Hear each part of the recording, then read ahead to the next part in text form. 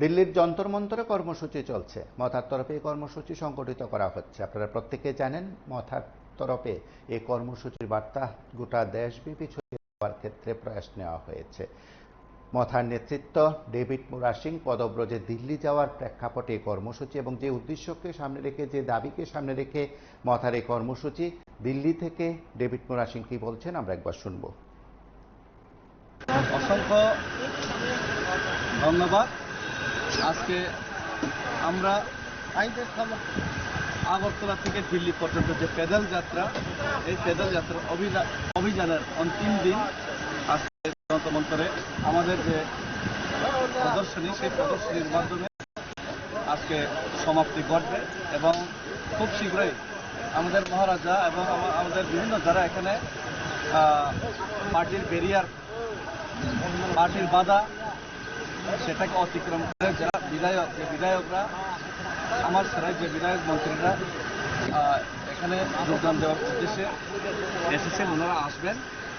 এবং আজকে খুবই দুঃখের সহিত বলতে হচ্ছে, এটা যে মুভমেন্ট, সেটা কোনো পার্টির মুভমেন্ট নয়, সেটা ত্রিপ্রাসার মুভমেন্ট। কিন্তু আজকে আমরা দেখতে পেলাম আমাদের আজকে এখানে এলইডি স্ক্রিন ব্যবহার করতে দেয়নি।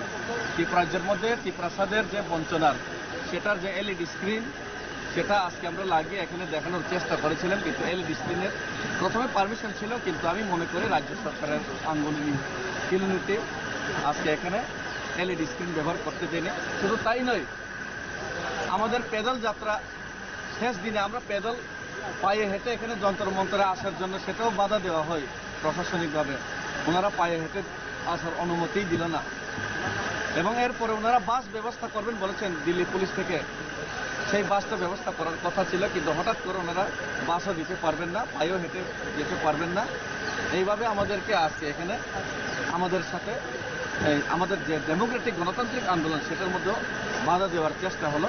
এবং সেটা আমি মনে করি 110% সেটা রাজ্য সরকারে যারা বসে আছে, যেই নেতারা ত্রিপ্রাসা বিরোধী, সেই ত্রিপ্রাসা বিরোধী মনোভাব নিয়ে যারা বসেছেন, সেই নেতাদের আন্দোলন নিতেই আজকে ত্রিপ্রাসাদের গণতান্ত্রিক মুভমেন্টে পর্যন্ত আজকে বাধা দেওয়া হলো।